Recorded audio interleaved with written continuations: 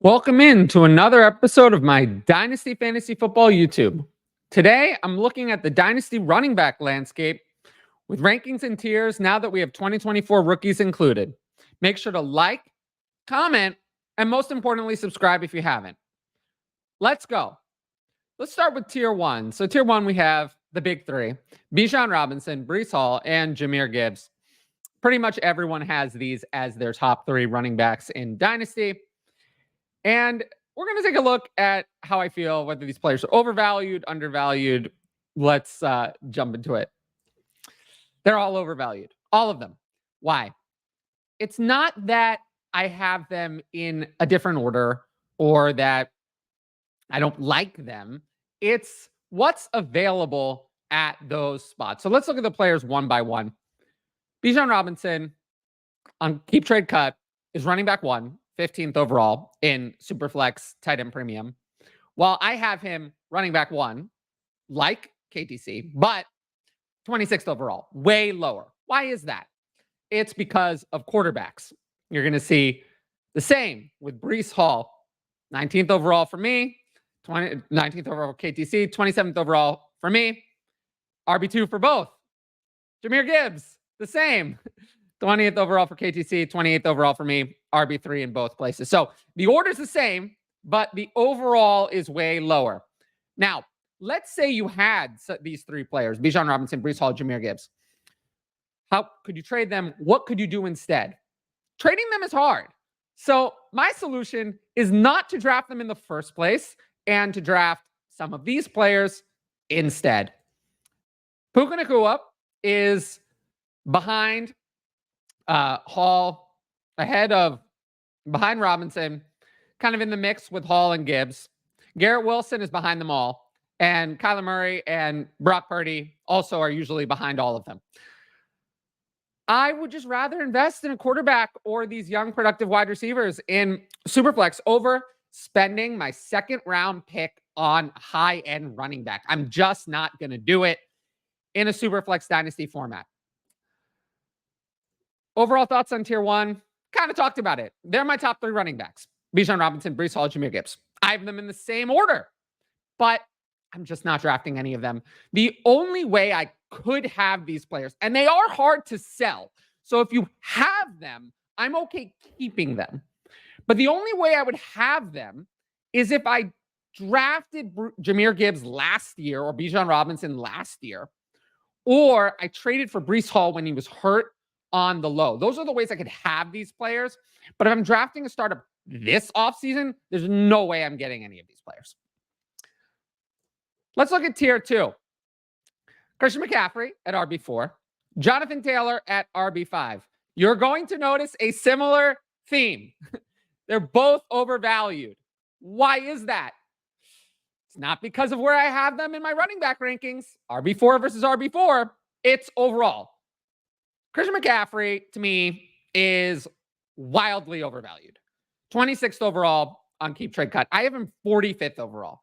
I love Christian McCaffrey, but we're talking about a player who turns 28 this summer, a running back. I don't care how good he is. I cannot spend an early third round Superflex startup pick on Christian McCaffrey. Jonathon Taylor, I also find to be overvalued, but his price is not as bad. 39th overall versus 46th, both RB5. I've seen drafts play out where I would actually draft Jonathon Taylor, but it's not common. Now, how to get rid of these players? These players are all ranked lower than Christian McCaffrey on Keep Trade Cut. The idea that Jaden Daniels in Superflex is rated lower than Christian McCaffrey anywhere is just nonsensical. It's terrible. That is mind-blowing to me. Trevor Lawrence, he's about to get a massive contract extension. It's Superflex. I would rather have Trevor Lawrence as an asset over Christian McCaffrey. And then Chris Olave, young receiver that I really like, 4 years younger than Christian McCaffrey and a receiver, is very productive through 2 years. Easy pivot for me. How to pivot off Taylor? Jared Goff and Tua and Dak Prescott are all somehow lower. These KTC values for quarterbacks are a little odd. And then Jalen Waddle, you can probably get a plus with Jalen Waddle, honestly, for Jonathon Taylor. What are my overall thoughts on tier two? It's the same two players in the same order. as keep trade cut. But I'm just not comfortable spending this type of capital, especially on running backs that aren't super young. I have no Christian McCaffrey. I have never had any Christian McCaffrey because how would I have gotten him? I haven't been playing Dynasty long enough to have drafted Christian McCaffrey in a rookie draft. I would have sold him when he was that elite asset years ago. Christian McCaffrey is just a player that's existed, but I've never really actually had to think about having Christian McCaffrey on my team. So it's hard to even say what I would do with him.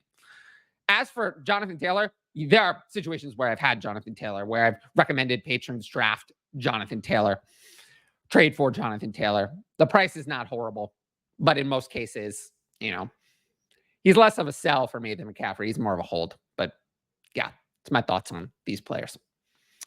Now, if you like the content on the YouTube, please sign up for the Patreon.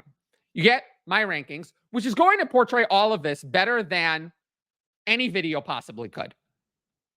Access to the Patreon Discord, where you can ask me all of these questions in detail. If you're asking questions in the YouTube comments, I will do my best, but those questions really go through the Patreon.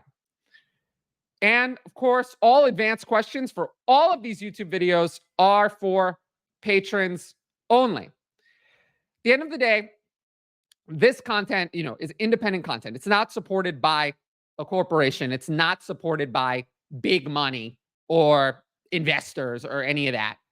So that only works with independent support from the audience. So every sign up on the Patreon is really the best way to support me and also helps improve the content that I'm doing here. So I would really appreciate it if you click that link at the top right corner or in the show description and give the Patreon a try. Let's move into tier 3. So we have Devon Achane, Kyren Williams, Jonathan Brooks, Travis Etienne, Kenneth Walker, James Cook, and Saquon Barkley. Now, this is an interesting tier. I'm going to pick out one player that I think is the most overvalued here, and that's Travis Etienne, who on KTC is RB6, 50th overall. I have him RB9, 68th overall. I think he's a bit overrated. In 2023, he had a lot of volume, 267 carries, 1,008 yards, and 11 touchdowns, but only 3.8 yards a carry. He did have a lot of work in the passing game. He's riding on volume. He's 25 years old. So if he doesn't improve the efficiency and some of the volume goes away, he could lose a lot of value in a year. I do not think he's going to be RB6 a year from now. Now, how could you get off of Travis Etienne? Apparently, you can pivot to Michael Pittman, J.J. McCarthy, DJ Moore, Nico Collins. I'd easily take all of those players over Etienne. Pretty easily. Now, my most undervalued player in this group, Jonathan Brooks, who on KTC is RB11, 70th overall. I have him RB8, 66th overall. The best way to acquire Brooks is through rookie drafts. Can often find him at 112 in Superflex rookie drafts. I love his prospect profile. He has lots of opportunity on the Panthers. So I'm pretty happy with Brooks. Overall thoughts on tier 3. It's a mix of undervalued and overvalued assets. It's interesting. I have these same players ranked RB6 to RB12. Not in this order, but the same 7 players. As for who else I'm fading, Saquon Barkley, not really into him at his price. I'll let someone else have him, already 27 years old. But Achane, Williams, after they drafted Corum, and now with his injury. Kenneth Walker is always a little underrated. And James Cook, people seem to not be so sure. They all come at reasonable prices. So oftentimes my RB1 in Dynasty will actually be a player in this range, most likely Jonathan Brooks. But for my Dynasty team, I'll be drafting these players, but not Travis Etienne. Last tier we're going to talk about today, tier 4. Isiah Pacheco, Trey Benson, Rachaad White, and Josh Jacobs. And these are the last of what I would call the kind of sure thing that are not very old, like Derrick Henry, Alvin Kamara.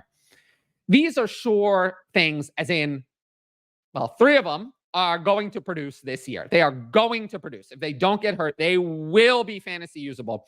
And then one player who's a really good prospect with a lot of potential, who's kind of in that tier, Trey Benson. Most overvalued, Josh Jacobs, RB15, 82nd overall on KTC. I have him RB16, 91st overall. I have some issues with Josh Jacobs. Now a hamstring injury, already a hamstring injury, another problem. Who knows when he's going to be ready? There's been a lot of issues with Josh Jacobs. Last year, he didn't look so good. 233 carries, 805 yards, 6 touchdowns, 3.5 yards carried, 37 catches for 296 yards. I got to say, with a running back, when it's over, it's over. And it's not over slowly. It's over. And he looked rough last year. Could he bounce back? Absolutely. But if Josh Jacobs he'll get the work this year. He'll have fantasy value this year. But if he's bad, it'll go away. And that'll be it. So I'm not taking Josh Jacobs. I think your best performances with Josh Jacobs are in the past. They're not in the future. So not an investment for me. As for my most undervalued, of course, it's Trey Benson, the young player. KTC has him RB16, 86th overall. I have him RB14, 85th overall. I'd just rather take a chance on the younger player. I like him as a prospect. And I'm definitely fine drafting him at his price. As you can see, I'm right on it overall. Overall thoughts on tier 4. Once again, I have these 4 players: Isiah Pacheco, Trey Benson, Rachaad White, and Josh Jacobs in almost the same order, with Benson higher, but Pacheco, White, and Jacobs I have in that order, the same as KTC. And I don't mind drafting any of them, except maybe Jacobs, but Pacheco and White are also kind of priced in my price because you don't have to spend that much on them, and you're getting some good production. So I'm okay if, I have Isiah Pacheco as my RB1 and then someone like Tajay Spears as RB2, Zach Charbonnet as RB3, these types of players behind them. I don't mind that because I much rather the value of these players than the players in tier 2, or especially some of the players in tier 3 who were very overvalued. Now, if you like the video so far, make sure to like, comment, and subscribe. And as I mentioned earlier, sign up for the Patreon. I only have one Patreon question today, so we'll just jump into that right now. Prediction for Brian Thomas Jr. production and target share in his rookie year. Do you think he can command 100 targets year 1? It's certainly possible, but even Calvin Ridley only had 136 targets in 2023, and that was with both Christian Kirk and Zay Jones missing time. Of course, they brought in Gabe Davis and Brian Thomas, so that's kind of, they have their replacements for Calvin Ridley and Zay Jones. When Christian Kirk was healthy, he was the wide receiver 1. He had more receptions and more yards per game than Ridley. Christian Kirk is still there. Evan Ingram, who actually led the team with 143 targets and 114 receptions, is also still there. Brian Thomas, I like him, but is Brian Thomas a fully ready NFL player day 1? I'm going to say no. I think he's a little bit of a project. I think it's going to take some time. I don't think he's going to be a dominant weapon immediately. I think it's going to take 6-8 games. We used to say rookie wide receivers, they don't do anything year 1. Then I think we went too far the other way. Then we're assuming week 1, they have to do something. I think most of the time, rookie wide receivers, except for the top guys, your Ja'Marr Chase, your Marvin Harrison, Malik Neighbors, Rome Odunze, those kind of prospects. Most of the time, the first half of the season is not so good. And then around the second half, they start to pick it up as they adjust to the NFL. I think that's what we're going to get from Brian Thomas. I would take the under on 100 targets. It's not a bad line. I think if he plays all 17 games, I lean toward the over if I knew he was going to play all 17. 6 targets a game, which would be 102 over the season, is about right. Maybe a little more. But, it's hard for anyone to play all 17 games. So it's a good line. And I would say, somewhere around there. Well, if you liked the video, make sure to drop a like and leave a comment with your thoughts. The best way to promote the YouTube channel is to subscribe. And don't forget to hit that notifications bell so you can be notified about all my exciting content as it drops. Of course, as I mentioned, if you want my best Dynasty Fantasy Football advice, it's available on the Patreon. Every sign up helps support the independent content that I'm doing here. Lastly, thanks for watching, and I'll see you all later.